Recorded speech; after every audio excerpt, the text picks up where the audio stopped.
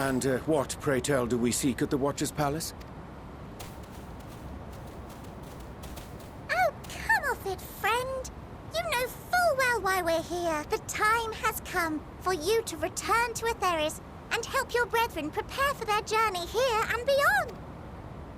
Forgive me, Living Way, but I cannot in good conscience proceed with this plan. Huh? But what about the final days? The death and the doom? Oh, we have to hurry before it's too late.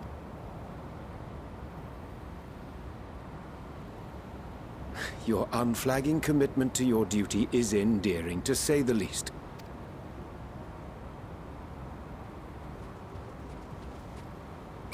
Oh, bugger!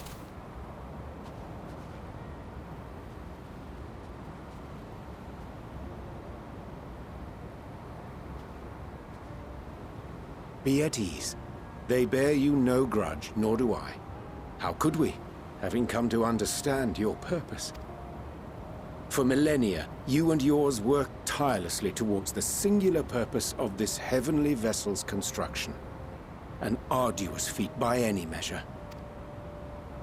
'Tis clear you have spared no effort. Why, your very names are a testament to your dedication.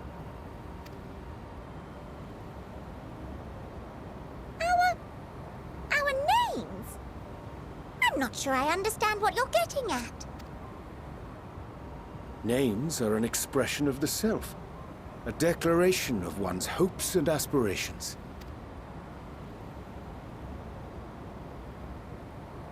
Your use of contemporary, uncomplicated nomenclature doth ensure clarity of purpose. There can be no doubt that your love for the people of Aetheris is boundless and pure.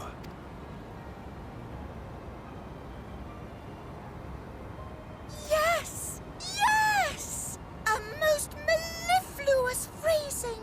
We Loporrits were born of Heideland's love for Aetheris. That shining, shimmering blue jewel, brightest star in the sky, brimming with life and possibilities. For as long as I can remember, I've toiled in anticipation of the day when this vessel might be needed. All I've ever wanted was to meet those she cherished so dearly, to serve and serve well. That goes for all of us, don't you see?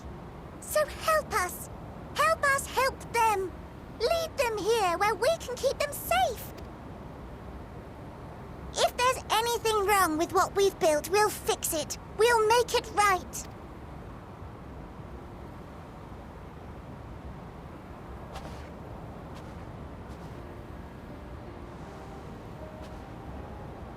Your works want not for repair.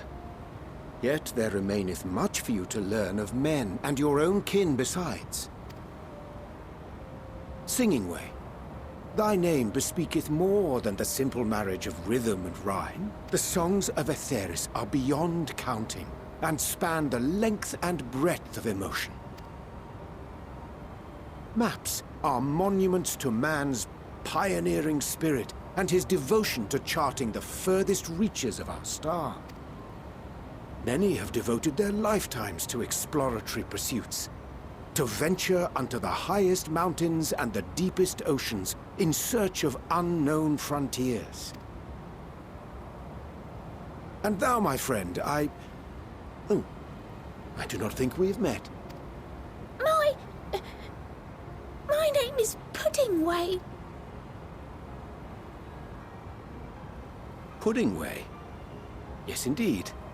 A name of deep and abiding significance, I'm sure, but one perhaps better communicated through delicious deeds than tasteless words. A judicious application of fey magics at a later juncture may be appropriate. And Living Way. 'Tis no easy feat to convey the significance of thy moniker. When I was a bookish boy, a dear friend of mine was fond of peppering me with questions as I read, to my occasional annoyance. One day, I posed to her a question of mine own. What does it mean to live?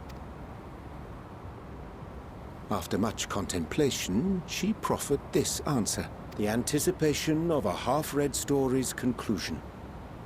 The hope today's mistake may serve as tomorrow's lesson. The wish that a new acquaintance may one day call thee friend. She believed it to be all these moments and more. I want to understand, but... I, too, still labor to find mine own answer. 'Twould be my pleasure to assist you and yours in embarking on a journey of self-discovery and enlightenment. For thee.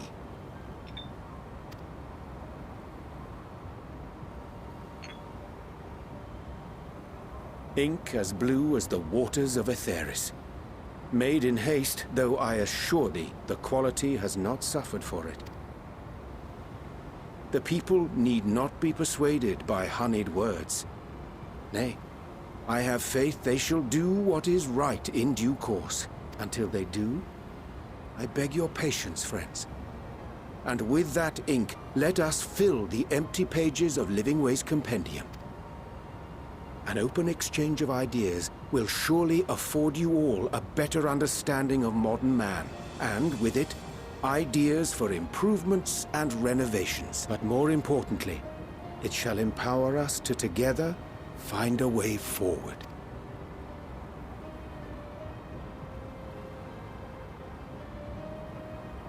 I hope you're right. Thank you for this lovely gift.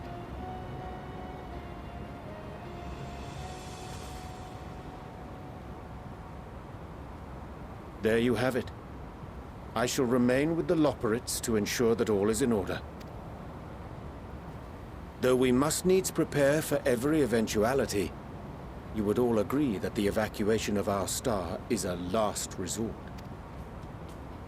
To accept failure is to accept the demise not only of our star, but that of Reen's, of all reflections, and the souls that call them home. Which is why I have every faith that you shall fight to the last, that such drastic measures may prove unnecessary. Should the worst come to the worst, and I pray deeply that it won't, I'll take comfort in knowing preparations were made under your watchful eye. Aye, thou mayest be assured that if calamity cometh, not a soul will be left behind, if being the operative term.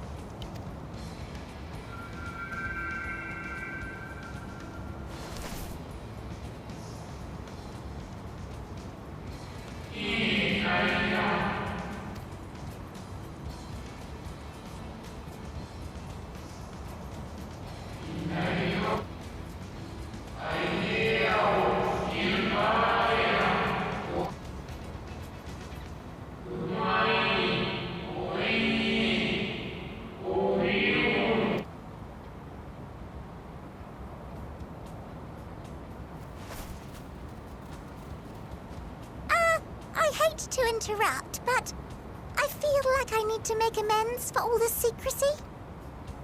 Think nothing of it. We haven't been the most gracious of guests. Do convey our apologies to Growingway and the others. But of course! And when next we welcome more guests from Aetheris, we'll have learned to be much more hospitable hosts.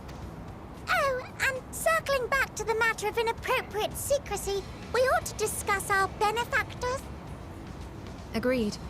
The Charlayan Forum, yes? What? How did you know? The more I heard, the more obvious it became. The Forum's aims align closely with those of your anonymous patrons. A telling coincidence would be an understatement. Though had we not taken it upon ourselves to peruse certain restricted tones in Labyrinthos, we might still be unaware of their plans. But let us continue this discussion upon our return. I dare say we have kept Alphino and the others waiting long enough.